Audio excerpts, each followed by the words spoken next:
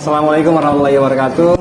Bersama saya Ardi Kurniawan, mahasiswa Statistika Angkatan 2019 Universitas Riau, akan melakukan wawancara dengan salah satu narasumber kita, yakni dari Badan Pusat Statistik. Sebelumnya boleh memperkenalkan dirinya, Pak? Ya, selamat pagi. Assalamualaikum warahmatullahi wabarakatuh. Waalaikumsalam. Nama saya Yoga Adinata, bekerja di Badan Pusat Statistik Provinsi Riau. Kalau boleh tahu sebagai apa, Pak, di BPS? Saya di BPS sebagai peranata komputer ahli muda, ya, bekerja di bidang integrasi pengolahan dan diseminasi statistik. Oke, terkait dengan BPS, kira-kira latar belakang yang Bapak ketahui mengenai BPS apa, Pak? Oke, jadi BPS itu adalah salah satu lembaga negara non-departemen, jadi setingkat kementerian yang bertanggung jawab langsung terhadap presiden, yang menangani tupoksinya adalah kegiatan-kegiatan statistik, diantaranya statistik dasar, statistik sektoral, dan statistik khusus. Jadi mungkin yang lebih familiar masyarakat atau teman-teman ketahui adalah sensus penduduk, kemudian kita ada sensus ekonomi dan sensus pertanian. Yang familiar itu. Familiar ya, Pak. Nah, selanjutnya terkait dengan alur gitu, Pak ya. Alur pendaftaran untuk misalnya ada nih yang mau daftar kerja di BPS itu bagaimana? Oke, jadi sesuai dengan regulasi yang ada, jadi karena kita adalah ASN ya, tentu kita berpegang teguh dengan aturan ASN yang dikeluarkan oleh Menpan dan BKN. Jadi untuk pendaftaran pegawai ataupun honorer yang sekarang kita sebut adalah PPNPN, itu kita mengikuti aturan dari BKN. Jadi pembukaan formasi CPNS dari BKN, yang itulah yang jadi dasar kita atau BPS dalam perekrutan pegawai. Gitu. Selanjutnya terkait program khusus karyawan, sekiranya selama Bapak bekerja gitu, apakah ada gitu program kerja ataupun hal-hal yang kegiatan menyangkut dengan pegawai BPS itu sendiri gitu? Untuk pengembangan pegawai atau? Iya, pengembangan pegawai. Jadi BPS kan tupoksi utamanya sebagai penyedia data statistik berkualitas untuk Indonesia Maju, itu visi BPS. Nah, jadi dari situ tentu di breakdown ke dalam kegiatan-kegiatan yang mendukung itu kan, dengan misi-misi BPS. Nah, banyak hal yang sudah dilakukan terkait dengan pengembangan pegawai, ada diklat, kemudian pelatihan-pelatihan mengenai statistik maupun bagian-bagian yang non statistik untuk penunjang kegiatan yang lain. Ada banyak contohnya kayak kita mengikuti seminar, kemudian diklat-diklat di pusdiklat maupun di tempat lain gitu.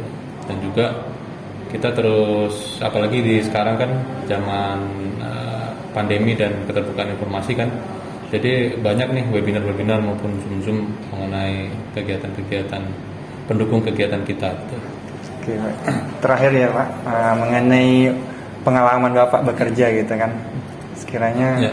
gimana? Jadi secara umum BPS itu secara hierarki ya, ada BPS pusat, BPS di Jakarta, BPS RI, kemudian ada BPS levelnya BPS provinsi, kemudian ada BPS kabupaten kota. Nah, kebetulan berbeda pekerjaannya tetapi satu tujuan gitu ya. Di kabupaten kota juga ada namanya koordinator statistik kecamatan gitu, yang menangani pengumpulan data di level kecamatan. Nah, data yang dikumpulkan tuh banyak tipenya, ada data individu, data rumah tangga, data perusahaan, data sektoral dan lain-lain. Nah, terkait itu sebenarnya banyak tahapan-tahapan dari statistik yang kita implementasikan ke dalam pekerjaan kita. Contohnya dalam persiapan. Di persiapan statistik itu dilakukan oleh teman-teman di BPS Pusat, BPS RI kan, dalam perancangan kuesioner, metodologi, pengambilan sampel, kemudian stratified pengklasifikasikan clustering dan lain-lain. Kemudian setelah persiapan sudah jadi, baru dilakukan pelatihan petugas.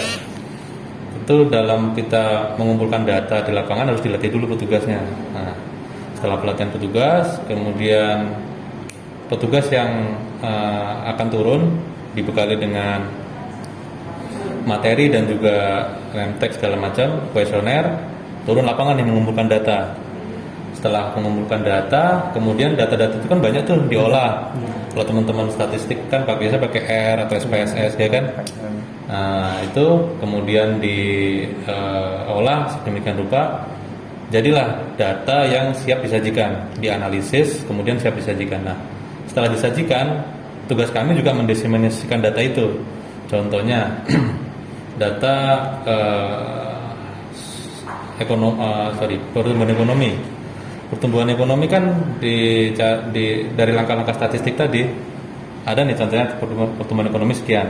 Nah, nanti mendiseminasikannya biasanya di level provinsi ada berita resmi statistik awal bulan dan pertengahan bulan di bulan tertentu. Nah, gitu. Jadi salah satu langkah selanjutnya dari penyajian data adalah diseminasi statistik. Itu. Jadi mudah-mudahan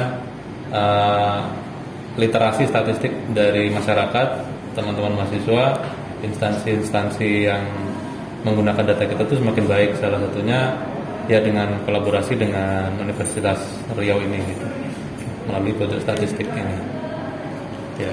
Oke Pak, itu saja wawancara kita. Terima kasih sebelumnya Pak Oke, sama-sama atas ya. waktunya. Assalamualaikum warahmatullahi wabarakatuh. Waalaikumsalam.